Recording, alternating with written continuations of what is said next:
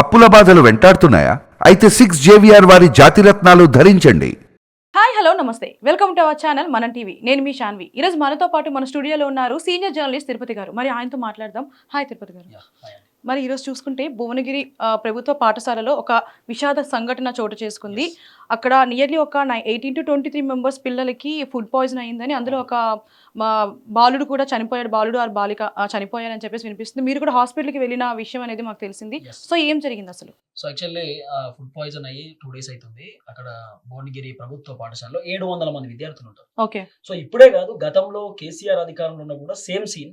ఇప్పుడు రేవంత్ రెడ్డి అధికారంలోకి వస్తే మన చేంజెస్ అయితే ఏమో, మార్పులు చేర్పులు జరుగుతాయేమో అనేటటువంటి భావనలో తెలంగాణ సమాజం ఉన్నప్పటికీ కూడా ఏం డిఫరెన్షియేషన్ లేదు. గతంలో కేసీఆర్ ఏ విధంగా అయితే ఉన్నాడో రేవంత్ రెడ్డి కూడా సేమ్ అదే సీన్ కనబడుతుంది. మీరు చూడండి, 700 మంది విద్యార్థులు ఉంటే దాంట్లో దాదాపు 17 మందికి ఫుడ్ పాయిజన్ అయింది. అది కూడా ఉగాది అయిపోయిన తర్వాత. వాళ్ళు ఏం చెప్తున్నారు, అక్కడ ఉన్నటువంటి సిబ్బంది హాస్టల్లో వీళ్ళు బచ్చపాలు తిన్నారు బయటికి పోయిన తర్వాత. అట్లనే బయట ఉంటారు కదా, ఉగాదికి సంబంధించినటువంటి ఏదో ఉంటది కదా తాగడానికి, బయటికి పోయినటువంటి నేపథ్యంలో ఫుడ్ పాయిజన్ అయింది. ఫుడ్ పాయిజన్ అయింది కాబట్టి లోపటి సంఘటన జరిగిందని చెప్పి అక్కడ వాళ్ళు చెప్తున్నటువంటి మాట. కానీ మేము పేరెంట్స్ అడిగితే పేరెంట్స్ ఏం చెప్తారంటే, అసలు ఉగాదికి మేము స్కూల్కి పోలేదు, మేము పిల్లల్ని కలవలేదు, వాళ్ళతో మాట్లాడలేదు, మేము పోక ముందుకు వాళ్ళకి బచ్చాలు ఎవరు ఇచ్చారు, తర్వాత వాళ్ళకి పులిహోర పెట్టినారు, ఆ పులిహోర విషయంలో కూడా ఫుడ్ పాయిజన్ అయింది అని చెప్పి ఒక చర్చ నడిచింది. అయితే వాళ్ళు ఏం చేసారు, వచ్చిన మోషన్స్ ఎక్కువ కావడము, లేకపోతే వామిటింగ్స్ చేసుకోవడము, పిల్లలు 17 మందిని ఏరియా హాస్పిటల్ తీసుకుపోయారు. భువనగిరి ఏరియా హాస్పిటల్ తీసుకుపోయిన తర్వాత అక్కడ వాళ్ళ పేరెంట్స్ కి అదే రోజు ఇన్ఫార్మ్ చేయాలి. ఇప్పుడు ఎగ్జాంపుల్ ఎట్లుందంటే, గవర్నమెంట్ సెక్టర్ లో ఒక వ్యక్తికి ఏమైనా ఇబ్బంది అయితే అప్పటికప్పుడే కాల్ చేసి పేరెంట్స్ కి ఇన్ఫార్మ్ చేయాల్సిన బాధ్యత వాళ్ళ పైన ఉంటది. ఇంకోటి ఏంటంటే, అక్కడ ఉన్నటువంటి ఆ సిబ్బంది, ప్రిన్సిపాల్, అక్కడ ఉన్నటువంటి టీచర్లు కూడా వాళ్ళు పర్మనెంట్ ఉన్నటువంటి వ్యక్తులు కాదు, జస్ట్ కాంట్రాక్ట్ బేసిక్ సంబంధించినటువంటి టీచర్స్ వాళ్ళందరూ కూడా. సో ఖచ్చితంగా వాళ్ళకి ఒక రెస్పాన్సిబిలిటీ అనేది ఉంటది. ఇంకోటి ఏంటి, 700 మంది విద్యార్థులు ఉంటే అక్కడ వార్డెన్ గతి లేరు ఇప్పటిదాకా. అసలు వార్డెన్ అనేటటువంటి వ్యక్తి లేరు, వార్డెన్ లేరు. ఈవినింగ్ టైము ఊడ్చే వాళ్ళు, లేకపోతే వాళ్ళు వీళ్ళ ఫుడ్ వండే వాళ్ళు ఉంటారు కదా, జస్ట్ వాళ్ళు మాత్రమే వాళ్ళని చూసుకోవాల్సినటువంటి బాధ్యత. అంటే 700 మంది విద్యార్థులు ఉంటే ఎంత దారుణమైన సిచ్యువేషన్ మీరు చూడండి. అయితే అక్కడ నుండి వాళ్ళని ఏరియా హాస్పిటల్ తీసుకుపోయినారు. ఏరియా హాస్పిటల్ తీసుకుపోయిన తర్వాత దాదాపు 3 క్రిటికల్ పొజిషన్ లో ఉన్నారు. ఈ 3 నీలోఫర్ హాస్పిటల్ తీసుకొచ్చినారు. నీలోఫర్ హాస్పిటల్ తీసుకొచ్చిన అంటే 2 తీసుకొచ్చారు అనుకుంటా. ఒక అబ్బాయి మాత్రం కంప్లీట్ గా కాళ్ళు చేతులు అంతా పనిచేస్తలేవు.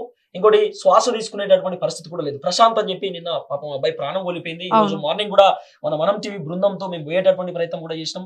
గాంధీ హాస్పిటల్లో అక్కడ వాళ్ళ పేరెంట్స్ తో కూడా మాట్లాడినాం. పాపం వాళ్ళు కన్నీళ్లు పెట్టుకుంటా ఉన్నారు. మాకే అర్థం కాలేదండి నిజంగా, ఏం మాట్లాడాలి వీళ్ళతో, అసలు ఏం చెప్పాలి. వాళ్ళ పేరెంట్స్ ఏం చెప్తున్నారు, వాళ్ళు జనరల్ వాళ్ళు మాట్లాడుతున్న మాట ఏంటంటే, మీకు ఎప్పుడు ఇన్ఫర్మేషన్ వచ్చిందని చెప్పి మేము అడిగినాం. ఇప్పుడు జనరల్ గా ఏదైనా ఒక ఇష్యూ జరిగినప్పుడు అప్పుడే క్యాచ్ చేసుకుని అప్పుడే పేరెంట్స్ కి ఇన్ఫార్మ్ చేయాల్సినటువంటి బాధ్యత ఎవరిపైన ఉంటది. ఓన్లీ గవర్నమెంట్ సెక్టర్ కాదు, ప్రైవేట్ సెక్టర్ లో కూడా సేమ్. సో వాళ్ళు ఏం చేయాలా, అదే రోజు చెప్పాల్సిన అవసరం ఉంటది. మోషన్స్ అవుతున్నాయి, నాన్ స్టాప్ మోషన్స్ అట. 5 minutes కి ఓసారి పోవాల్సి, 5 minutes కి ఓసారి లూజ్ మోషన్స్ అవుతున్నాయి అని చెప్పి వాళ్ళ పేరెంట్స్ చెప్పిండు. సో అబ్బాయి కూడా టీచర్స్ తో చెప్పడము, 2 hours వరకు టీచర్స్ పట్టించుకోలేదట. జనరల్ అయితే ఉంటాయి కదా, ఎండాకాలం కదా, మోషన్స్ అయితే లేదు, వేరే ఫుడ్ తిన్నర్ కావచ్చు అనేటటువంటి భావనలో వాళ్ళు ఉన్నారు.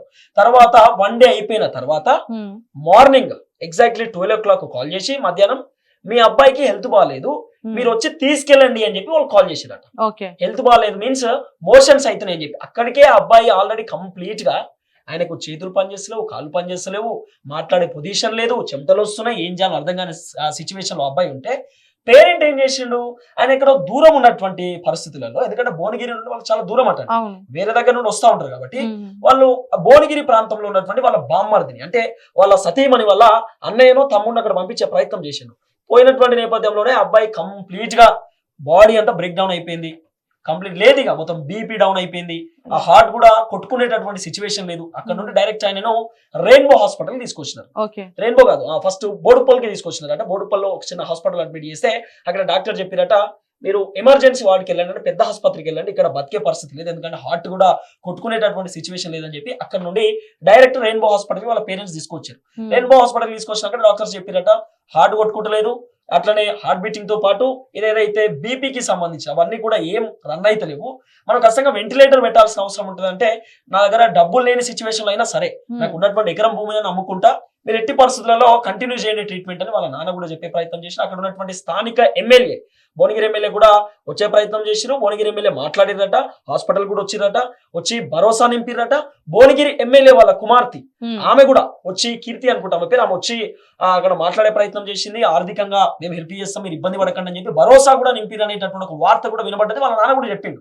తర్వాత ఇక రెయిన్బో హాస్పిటల్ అయిపోయింది. నిన్న పొద్దున 11:30 అట్లా పాపం మా అబ్బాయి చనిపోయాడు. నిన్న 11 o'clock చనిపోతే ఇమీడియట్ అక్కడ నుండి గాంధీ హాస్పిటల్ తీసుకొచ్చారు. ఇంకో దారుణమైన సిచ్యువేషన్ మీరు చూడండి, వాళ్ళని రెయిన్బో దవాఖానా నుండి బయటికి తీసుకొచ్చారు, మృతదేహాన్ని బయటికి తీసుకొచ్చి పోలీసులు, ఒక అబ్బాయి చనిపోయాడు కాబట్టి వాళ్ళ అమ్మ ఉంటది, వాళ్ళ అమ్మ కన్నీళ్ళు పెట్టుకుంటది, నా కొడుకు అని గుండెలు బాదుకునేటటువంటి సిచ్యువేషన్ ఉంటే పోలీసులు వాళ్ళ అమ్మ పైన చేయలేపిరట. అక్కడ వాళ్ళు మాట్లాడుతూ ఉన్నారు, మేము అంతా రికార్డ్ చేసినాము, చేయలేపడము, కొట్టడము, వాళ్ళ అమ్మని రోడ్డు మీద వదిలిపెట్టి తీసుకురావడం, ఆ డెడ్ బాడీని తీసుకురావడము, ఇంత హంగామా ఎందుకు, అంత క్రూరంగా ఎందుకు బిహేవ్ చేస్తారు? అంత అవసరం లేదు కదా. కొంత అక్కడ ఏమంటారు, ఇన్స్పెక్టర్ ఓవర్ యాక్షన్ చేసిందని చెప్పి కొంతమంది మాట్లాడుతున్నారు. పోలీసులకు ఏం అవసరం ఉంటుందండి? పోలీసులు ప్రజల కోసం పనిచేయాలన్నా, ప్రభుత్వాలకు వత్తాసు పలకాలన్నా? సో ఇంత దారుణమైనటువంటి సిచ్యువేషన్ లో ఈ పిల్లలందరూ కూడా ఉన్నారు. ఇదే కాదండి, మీరు చూడండి, ఈ కాంగ్రెస్ పార్టీ అధికారంలోకి వచ్చిన సరే, నేను పార్టీని ఇక్కడ ఇన్వాల్వ్ చేయకపోయినా కూడా రాష్ట్ర ప్రభుత్వమే అంటున్నా. మీరు ఇంకో విషయం చూడండి, ఇక్కడ హోంశాఖ ఇప్పటిదాకా పెట్టలేదు, రేవంత్ రెడ్డి ఆధ్వర్యంలో నడుస్తా ఉన్నది. ఇప్పటిదాకా వైద్య శాఖ, అంటే వైద్య శాఖ ఉన్నప్పటికీ కూడా విద్యాశాఖ ఇప్పటిదాకా, అసలు విద్యాశాఖ మంత్రి కూడా తెలంగాణ రాష్ట్రానికి ఎవరు చెప్పే పరిస్థితి లేదు, పెట్టలేదు విద్యాశాఖ మంత్రిని ఇప్పటిదాకా. విద్యాశాఖ మంత్రి లేకపోవడము ఈ తెలంగాణ రాష్ట్రానికి వచ్చినటువంటి గత. ఎందుకు ఇప్పటిదాకా 130 రోజులు అయితున్నా కూడా విద్యాశాఖ మంత్రి లేడు, హోంశాఖ మంత్రి ఎందుకు లేరు? అంటే పోలీసులు విచ్చలవిడిగా ఏం చేసినా కూడా అంతా ముఖ్యమంత్రి చూసుకుంటారు అనేటటువంటి వైఖర్య? లేకపోతే ప్రభుత్వానికి సంబంధించిన ప్రభుత్వ పాఠశాలలకు సంబంధించి పెచ్చులు కూడా మీద పడతాయి, గట్టిగా వర్షం పడ్డదనుకో మొత్తం కూలిపోయే పరిస్థితి, చదువుకోవడానికి పుస్తకాలు ఉండయి, తినడానికి తిండి చక్క పెట్టరు, ఆ భోజనంలో కూడా మొత్తం వానపాములు, జర్రిపోతలు, కప్పలు, అవి అనేకమైనటువంటి అంశాలు నిజంగా.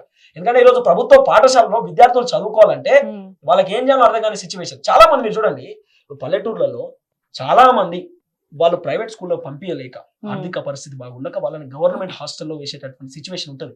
నిజంగానే ఆర్థికంగా బలంగా ఉంటే గవర్నమెంట్ లో వేయాల్సిన పరిస్థితి ఎందుకండి? వాళ్ళు ప్రైవేట్ స్కూళ్ళలో, ప్రైవేట్ హాస్పిటల్లో చూపించుకుంటారు కదా. ఆర్థిక పరిస్థితులు బాగాలేక కదా వాళ్ళు ఇక్కడ చూపించేది, ఇక్కడ ఏదో చదివించేది. అదంతా కూడా లేకుండా ఈరోజు రాష్ట్ర ప్రభుత్వం నిమ్మకు పట్టినటువంటి నీరు లేక ఇంత దారుణంగా ఒక్కడు మాట్లాడాడు.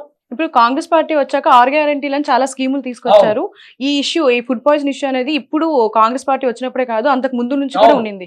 సో దీని గురించి ఎందుకు పిల్లలు అని చెప్పేసి వివక్ష చూపిస్తున్నారంట? అట్లేం లేదు, నేనేమంటున్నా, ఇప్పుడు గతంలో కేసీఆర్ అనేటటువంటి వ్యక్తి ఉన్నప్పుడు మీరు కానివ్వండి, మేము కానివ్వండి, యూట్యూబ్ ఛానల్ కానివ్వండి, అంత ఉన్నటువంటి జర్నలిస్ట్ అందరూ కూడా ఈ దుర్మార్గమైనటువంటి పరిపాలన పోవాలి, ఈ దుర్మార్గుడు ఖచ్చితంగా ఈ తెలంగాణ రాష్ట్రం నుండి విముక్తి కావాలంటే ఈయనను ఓడగొట్టాలనేటటువంటి భావనతో తెలంగాణ ప్రజలు కేసీఆర్ అనే వ్యక్తిని నందినగర్ ఇంట్లో కూర్చోబెట్టిరు. 39 స్థానాలు ఇచ్చిరు. సరిపోతాయిరా బాబు, అంతకు మించి మీకు వద్దు, మీరు చేసిన విధ్వంసం చాలని చెప్పి చెప్పారు. మీరు చూడండి, ఈ సీను ఎంపీ ఎన్నికలలో కాంగ్రెస్ పార్టీకి ఎంత దెబ్బ పడుతుంది? పట్టించుకోవాల్సిన బాధ్యత ఈ కాంగ్రెస్ పార్టీకి ఉంటది, ఈ ప్రభుత్వానికి ఉంటది. మళ్ళీ అక్కడ ఉన్నటువంటి భువనగిరిలో మొత్తం రెడ్డిలే. ఎంతసేపు కాంగ్రెస్ పార్టీ వాళ్ళకి నాకే పదవి రావాలి, నీకే టికెట్ రావాలి, నాకే టికెట్ రావాలి, పదవుల కోసం ఉన్నటువంటి ఈ కాన్సెప్ట్ ఈ ఎందుకు విద్యార్థుల పైన లేదు?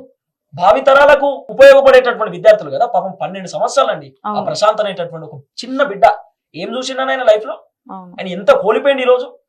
ఫుడ్ పాయిజన్ వల్ల ఇంకోటి ఎంత భయంకరంగా అబ్బాయి చనిపోయిందంటే, ఫుడ్ పాయిజన్ మెల్లమెల్లగా హార్ట్కు రావడం, అంటే ఆ పాయిజన్ ఎక్కి హార్ట్కు రావడం. ఇంకో విషయం చెప్పడం మర్చిపోయినా, ఆ ఫుడ్ పాయిజన్స్ మోషన్స్ అవుతా ఉంటే అక్కడ స్కూల్లో ఏదో టాబ్లెట్ ఇచ్చేదట, ఇది వేసుకోండి తగ్గిపోతుంది అని చెప్పి. ఆ టాబ్లెట్ వేసుకున్నాక ఇంకెక్కువ అయిపోయినాయి అనేటటువంటి ఒక చర్చ కూడా వినబడ్డది. ఈ ఫుడ్ పాయిజన్ April 12th అట్లా జరిగింది అన్నారు. ఆ తర్వాత ఎటువంటి చర్యలు తీసుకోలేదా దీనికి సంబంధించి? అసలు చర్యలు కాదు, 12వ తారీఖు జరిగితే 13, 14 వీళ్ళకి ఇన్ఫర్మేషన్ ఇచ్చారు. ఇప్పటిదాకా వాళ్ళకి చెప్పేటటువంటి పరిస్థితి లేదు. తర్వాత మెల్లగా హాస్పిటల్ తీసుకొచ్చి 1-2 days ఏదో అటు ఇటుగా చేసినా కూడా నిన్న చెప్పేసిరట, మీరు ఎన్ని ట్రై చేసినా కూడా పిల్లడు బతకలేడు. ఎందుకంటే ఫుడ్ పాయిజన్ అనేది డైరెక్ట్ ఆ బ్రెయిన్ కి వెళ్ళిపోయింది, ఆ పాయిజన్ బ్రెయిన్ కి వెళ్ళిపోయింది. ఇంకోటి రైట్ సైడ్ బ్రెయిన్ బ్లాస్ట్ అయిపోయింది, ఓవరాల్ బాడీ మొత్తం స్ప్రెడ్ అయిపోయింది, హార్ట్ బీట్ కూడా లేదు. ఆ బ్రెయిన్ కి రైట్ సైడ్ బ్రెయిన్ కి వచ్చేసరికి బ్రెయిన్ బ్లాస్ట్ అయిపోయేటటువంటి పాయిజన్ మొత్తం నిండిపోయి బ్లాస్ట్ అయ్యే సిచ్యువేషన్, బ్రెయిన్ డెడ్ అయిపోయింది అబ్బాయిది. అంటే ఇంత దారుణంగా ఎందుకు? గతంలో కాంగ్రెస్ పార్టీ అధికారంలోకి వచ్చిన 2 అమ్మాయిలు చనిపోయారండి. ఆ అనుమానాలు అనేక కోణంలో వచ్చినాయి. భువనగిరిలోనే 2 అమ్మాయిలు చనిపోయారు. ఆ తర్వాత సూర్యాపేటలో ఒక అమ్మాయి చనిపోయింది. తర్వాత గత ప్రభుత్వంలో ఉన్నప్పుడు ప్రవళిక అనేటటువంటి అమ్మాయి చనిపోయింది. మెడికో ప్రీతి చచ్చిపోయింది. దిశ సంఘటన కూడా మనం చూసాం. ఎందుకు ఇదంతా? ఫుడ్ పాయిజన్ వల్ల బాసరా త్రిబుల్ ఐటీలో మీరు చూసినట్టు బాబు బాసరా త్రిపుల దారుణమైనటువంటి సిచ్యువేషన్ ఇవన్నీ కూడా రేవంత్ రెడ్డి గారికి తెలుసు. తెలిసినా కూడా ఎందుకు స్పందిస్తలేడు? ఇప్పటికీ స్పందించట్లేదు. అసలు మాట్లాడే పరిస్థితి లేదు. కాంగ్రెస్ పార్టీ ఒక్కరు స్పందించడం. వీళ్ళే ప్రతిపక్షంలో ఉన్నప్పుడు, బీఆర్ఎస్ పార్టీ అధికారంలో ఉన్నప్పుడు, కేసీఆర్ ముఖ్యమంత్రిగా ఉన్నప్పుడు వీళ్ళు మొత్తుకున్నారు, గిసొండి భోజనం పెడతారా, సన్నాసుల్లారా, తెలివి లేదా, ఇంత పైసలు ఉన్నాయి, ఏం చేసిరని చెప్పి మొర్ర మొత్తుకున్న కాంగ్రెస్ పార్టీ అధికారంలోకి వచ్చినాక ఎందుకు స్పందిస్తలేదు? ఎందుకు మాట్లాడతలేదు? పాపం వాళ్ళు చేసిన పాపం ఏంటంటే వాళ్ళ తల్లిదండ్రులు పల్లెటూరులో ఉంటారండి. వాళ్ళకి ఏం అర్థమవుతుంది? వాళ్ళకి ఏం తెలుస్తుంది? పాపం వాళ్ళ అమ్మ ఏమైనా మాట్లాడతారమ్మా అని మైక్ అక్కడ దగ్గర పెట్టినా కూడా నేను మాట్లాడలేనమ్మా అని చెప్పేటటువంటి పరిస్థితి ఎందుకు వచ్చింది? ఈ దుస్థితి ఎందుకు వచ్చింది తెలంగాణ రాష్ట్రానికి? అంటే పిల్లలు ఓట్లు లేవా? వాళ్ళకి ఓట్లు లేవని పట్టించుకుంటలేరా? అంటే ఓట్లున్నో పట్టించుకోవాలి. 5,000 రూపాయలు 10,000 రూపాయలు ఇచ్చి ఓట్లు వేయించుకోవాలి. పిల్లల భవిష్యత్తు ఏంది? రేపు పిల్లలే కదా బాగుపడేది. భవిష్యత్తు భావి తరాలకు ఉపయోగపడేటటువంటి వ్యక్తి 12 సంవత్సరాల బాలుడు ఈ ప్రశాంత్ అనే ఈ వ్యక్తి రేపు IAS ఆఫీసర్ IPS ఆఫీసర్ అవుతాడండి. ఇలాంటి వ్యక్తి ప్రాణం కోల్పోతే దేనికి? ఇంకా మరి ఈ సొసైటీ దేనికి? కథ అంతా దేనికి? సో ఈ రోజు మార్నింగ్ కూడా మనం టీవీ బృందం పోయింది. మేము అక్కడ పూర్తి స్థాయిలో ఎంక్వైరీ చేసినాం. అసలు జరిగిన సన్నివేశం ఏంది, జరిగినటువంటి ఘటన ఏంటంటే అక్కడ ఉన్నటువంటి ప్రిన్సిపాల్ మేము భువనగిరికి సంబంధించిన స్కూల్కి పోయినా కూడా మమ్మల్ని మెడలు పట్టుకుని బయట నెట్టేసేటటువంటి పరిస్థితి. మరి స్కూల్ కి సంబంధించి ప్రిన్సిపల్ గానీ డైరెక్టర్ గానీ వాళ్ళు ఏమన్నా మాట్లాడుతున్నారు? అసలు మేము పోతే మమ్మల్ని గెట్టేసిరుగా బయటికి, ఎలా చేయలేదు, మెడలు పట్టుకుని బయటికి నెట్టేస్తారు. ఏం సార్ ఇది ఎక్కడ రాజరిక పరిపాలన? ఇది ఏంద్రా నాయన కథ అంటే, లేదు ఇవన్నీ కుదిరాయి, బయటికి వెళ్ళిపోవాల్సిందే మీరు, ఇది ఎట్లా వస్తారు మీకు పర్మిషన్ లేకుండా అంటే, అరే బాబు నువ్వు ఫుడ్ పెట్టేటప్పుడు పర్మిషన్ తీసుకుని పెట్టినావా? ఏ పర్మిషన్ తీసుకున్నా ఫుడ్ పెట్టినావు? ఇంకోటి ఏంటి, నువ్వేమంటావు బచ్చాలు తిన్నారంటావు. బచ్చాలు ఎలికెళ్ళి వచ్చిన బయట నుండి వచ్చినాయి అనుకుందాం. ఆ రోజు బయట నుండే పిల్లలే తెచ్చుకున్నారు అనుకుందాం. ఇన్స్పెక్షన్ చేయాల్సిన బాధ్యత నీ పైన లేదా? ఒకవేళ అదే రోజు మోషన్స్ అవుతుండే అదే రోజు ఇన్ఫార్మ్ చేయాల్సిన బాధ్యత నీ పైన లేదా? ఇవన్నీ ఉండాల్సిన అవసరం ఉంటుంది కదా. మేము పోయి ఆ భువనగిరి స్కూల్లో అసలు ఏమైనా పిల్లల దగ్గర పోయి మాట్లాడదామంటే మీకు పర్మిషన్ లేదు, బయటికి వెళ్ళిపోవాలి, లేకపోతే నేను ఏం మాట్లాడినా నాకు సంబంధం లేదు. ఎందుకంటే వాళ్ళు పర్మనెంట్ కి సంబంధించిన టీచర్స్ కదా. వాళ్ళతో పంచాయతీ పెట్టుకున్న వాగ్వాదం పెట్టుకున్న వల్ల కూడా వాళ్ళు పర్మనెంట్ కాదు, కాంట్రాక్ట్ బేస్ రేపు తీసి పడేస్తారని. వెళ్ళిపోరా బాబు అంటే వెళ్ళిపోవాల్సిన అవసరం ఉంటుంది. ఒకవేళ పర్మనెంట్ అయితే వాటితో మనం కొట్లాట పెట్టుకున్నా ఏమైందిరా బాబు నీకు తెలియదా, మీ పిల్లలు తింటారా ఇట్లా? ఇప్పుడు ఈ అబ్బాయికి పెట్టిన ప్రశాంత్ ఈ అబ్బాయికి పెట్టినటువంటి భోజనం రేవంత్ రెడ్డి పిల్లలు తింటారా? రేవంత్ రెడ్డికి సంబంధించిన కుటుంబ సభ్యులు తింటారా? తినలేరు కదా. మరి ఎట్లా పాసిబుల్ అయింది? ఎట్లా పెట్టిన వాళ్ళను? ఇది కూడా మేము క్వశ్చన్ చేసే ప్రయత్నం చేస్తే mister Naidu, mister Tirupati you get out, అంతే, మీరు వెళ్ళిపోండి, కెమెరామ్యాన్లు, యాంకర్లు ఇక్కడ ఇవన్నీ నడవది, వెళ్ళిపోవాల్సిన అవసరం ఉంటుందని చెప్పి బయటికి నెట్టేసే ప్రయత్నం చేశారు. ఎవరిని అడగాల? ఎవరిని క్వశ్చన్ చేయాలి? మరి అక్కడ ఉన్నటువంటి ఎమ్మెల్యేకి, స్థానిక ఎమ్మెల్యేకి ఫోన్ చేస్తే లేపడు, ఇక్కడ స్థానికం ఉన్నటువంటి కాంగ్రెస్ పార్టీ నేతలకు కాల్ చేస్తే లేపరు, ఎంపీగా పోటీ చేస్తున్నటువంటి చామల కిరణ్ కుమార్ రెడ్డి కాల్ చేస్తే లేపడు. మరి ఎవరికి ఇవ్వాలి సమాధానం? ఎవరికి చెప్పాల్సిన అవసరం ఉంటుంది? ఆ భువనగిరిలో మొత్తం రెడ్డిలే కదా, కోమటిరెడ్డి వెంకటరెడ్డి, రాజగోపాల్ రెడ్డి, అక్కడ ఉన్నటువంటి భువనగిరి ఎమ్మెల్యే రెడ్డి, ఇప్పుడు నిలబడేటోడు రెడ్డి, వీళ్ళందరూ రెడ్డిలే కదా. మరి రెడ్డిలు ఎందుకు స్పందించండి అంటే ఒక ఎస్సీ బిడ్డ, ఒక బీసీ బిడ్డ, ఒక ఎస్టీ బిడ్డ, చిన్న వర్గాలకు చెందినటువంటి బిడ్డలు కదా, చిన్న కులాలు, చిన్న జాతులకు చెందిన బిడ్డలు కాబట్టి వాళ్ళు పట్టించుకోకపోయినా ఏం లేదు, నేను ఇబ్బంది ఏమి ఉండదని అదో ఆలోచన. అంటే మీరు చూడండి, మన ఓట్లు కావాలి, బీసీల ఓట్లు కావాలి, ఎస్సీల ఓట్లు కావాలి, ఎస్టీల ఓట్లు కావాలి, కానీ ఈ సన్నాసులకు మాత్రం పిల్లలు అవసరం లేదు. వాళ్ళు ఎటన్నా పోనీ వాళ్ళకి సంబంధం లేదు. ఇక అంటే ఇంత దారుణమైన సిచ్యువేషన్ నిజంగా బాధ అనిపిస్తుందండి మాట్లాడుతూ ఉంటే. ఎంత ఘోరమైనటువంటి సన్నివేశాలు ఉంటాయి చూడండి. గతంలో పిల్లలు ఇట్లా కడుపు పట్టుకొని మరి కన్నీళ్ళు పెట్టుకున్నటువంటి దృశ్యాలు మనం చూసాం అధికారంలో ఉన్నప్పుడు బీఆర్ఎస్ పార్టీ. ఆ రోజు మనమే మాట్లాడినాం. కానీ ఈ రోజు మళ్ళీ ఒక అబ్బాయి ఈ ఫుడ్ పాయిజన్ వల్ల ప్రాణం కోల్పోతారని చెప్పి ఎప్పుడు ఎక్స్పెక్ట్ చేయలేదు. ఇప్పుడు ఈ ఘటన రేవంత్ రెడ్డి గారి వరకు వెళ్ళలేదంటారా? వెళ్ళినా స్పందించట్లేదు. స్పందించరాళ్ళు ఇజే పోతుంది. ఇప్పుడు పచ్చగా చెప్పాలంటే పరువు పోతుందండి. ఏం స్పందిస్తాడు ఇంకా? ఇది ఇప్పుడు ఏం చేయాలా? ఇద్దరు అమ్మాయిలు చచ్చిపోయినప్పుడు, సూర్యాపేటలో అమ్మాయి చనిపోయినప్పుడు, లేకపోతే మల్లారెడ్డి యూనివర్సిటీలో ఫుడ్ పాయిజన్ అయ్యి విద్యార్థులందరూ అవస్థ పడ్డప్పుడు, ఆ ప్రైవేట్ యూనివర్సిటీలో ఫుడ్ పాయిజన్ అయితే మైనంపల్లి హనుమంతరావు ఉరికింది కదా, ఉరికి గిట్లెట్లా జరుగుతుంది, అయ్యో గట్లెట్లా అన్నాడు కదా. ఇప్పుడు మైనంపల్లి హనుమంతరావు ఏడున్నాడు? ఎందుకు అక్కడ గవర్నమెంట్ పాఠశాల ఫుడ్ పాయిజన్ అయ్యి ఒక అబ్బాయి చచ్చిపోతే ఎందుకు స్పందిస్తలేడు? అంటే మల్లారెడ్డి ఏమో రాజకీయంగా మీకు ఉపయోగపడాలి, పిల్లలు మీకు రాజకీయంగా ఉపయోగపడితేనే చేస్తారా? ఇదో కోణం. అంటే ఇవన్నీ కూడా కంప్లీట్ గా పొలిటికల్ కి గ్రాప్ చేసుకునేటటువంటి ప్రయత్నం చేస్తారు. ఇంకోటి ఏంటంటే కేటీఆర్ కూడా ఏమన్నా బుద్ధి ఉండాలి కేటీఆర్ గారికి. కేటీఆర్ గారు కానివ్వండి, కేసీఆర్ కానీ, హరీష్ రావు కానీ, సంతోష్ రావు, మినిమం కామన్ సెన్స్ ఉంటే ఈ అంశం పైన స్పందించే ప్రయత్నం చేయండి. ఇప్పుడు మేము కూడా అంటున్నాం, మీరు ప్రతిపక్షంలో ఉన్నారు సరే, అధికార పార్టీ కంటే బుద్ధి లేదు, గడ్డి తింటున్నారు. మరి మీరు ప్రతిపక్షంలో ఉన్నటువంటి వ్యక్తులు కదా, మీరు గడ్డి తినప్పుడు అన్నం తినండి. అన్నం తినాలంటే అడిగి పోండి, గాంధీ హాస్పిటల్కి అడిగి పోండి, లేకపోతే భువనగిరికి పోండి, ఆ ప్రభుత్వ పాఠశాల పోయి ఒకసారి చూసే ప్రయత్నం చేయండి. అరే బాబు మాయాంలో అంటే తప్పు జరిగింది, మీరు అధికారంలోకి వచ్చిర్రు, ప్రజాపాలన అన్నారు, మార్పు కావాలన్నారు, ఇదేనా బాబు మార్పు అని చెప్పి ఒకసారి అడిగే ప్రయత్నం చేయండి. ఇప్పుడు కేటీఆర్ గారు ఈ అంశం పైన మాట్లాడితే ఏమైతుంది? అద్భుతాలు ఉంటాయి కేటీఆర్ మాట్లాడితే. కేటీఆర్ ఏడు వాగుడుకాయ ఉంటుంది కేటీఆర్ బ్రోది, ఎంతసేపు అది మాట్లాడతాడు.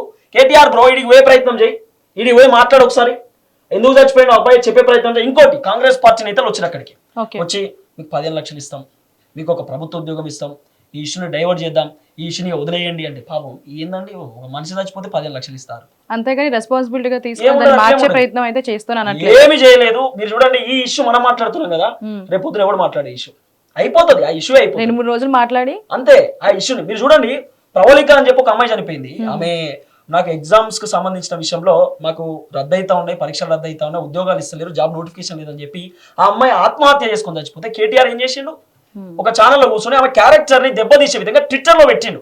ఆ అమ్మాయి లవ్ వ్యవహారం వల్ల చనిపోయింది అని చెప్పి బుద్ధి లేకుండా పెట్టిండు కేటీఆర్. ఈ రోజు కేటీఆర్ ఏమో ఇన్ని ఇష్యూస్ అయితే ఉంటే మనకు నోటీసులు పంపే ప్రయత్నం చేస్తాం. మనం కేటీఆర్ కి ఎన్ని నోటీసులు పంపాలి? ఇప్పుడు రేవంత్ రెడ్డికి ఈ అంశం పైన ఎన్ని నోటీసులు పంపాలండి? ఇప్పుడు కేటీఆర్ ఏం చేయాలి? యూట్యూబ్ ఛానల్కి నోటీసులు పంపొద్దు, రేవంత్ రెడ్డికి పంపాలి. రేవంత్ రెడ్డి నీ వల్ల ఒక ప్రాణం పోయింది, దీన్ని నువ్వు సమాధానం చెప్పమని రేవంత్ రెడ్డికి పంపాల్సిన అవసరం ఉంటుంది. కేటీఆర్ కి నోటీసులు పంపాలి. ఇవన్నీ అంశాలు కూడా తెరపైకి వస్తున్నాయి. పాపం చాలా బాధ అనిపిస్తా ఉంది మాట్లాడుతూ ఉంటే. ఏం మాట్లాడాలని అర్థం కాని సిచ్యువేషన్లో వాళ్ళ తల్లిదండ్రులు కూడా ఉన్నారు. మేము పూర్తి స్థాయిలో అడిగినాం, ఏమైందమ్మా, ఏంది అసలు ఏంటంటే మాట్లాడే పరిస్థితి లేదు బాబు, పొద్దు నుండి కన్నీళ్ళు పెట్టుకుంటా ఉంది వాళ్ళ తల్లి, 2 రోజుల నుండి తిండి లేదు, అయినా సరే గ్లూకోజ్ బాటిల్ ఏదో ఏదో పెట్టి వాళ్ళ తల్లిని కూడా మేనేజ్ చేసేటటువంటి ప్రయత్నం కూడా చేస్తా ఉన్నారు. చూడాల్సిన అవసరం అయితే ఉంటుంది. ఈ పిల్లల విషయంలో జరుగుతున్న ఈ ఘోరాలకి ఎవరో ఒక్కరు నాయకులు కానీ లేదంటే ఈ ప్రభుత్వం నుంచి ఎవరైనా స్పందించి వాటికి తగిన చర్యలు తీసుకోవాలని కోరుకుంటున్నాం. Thank you.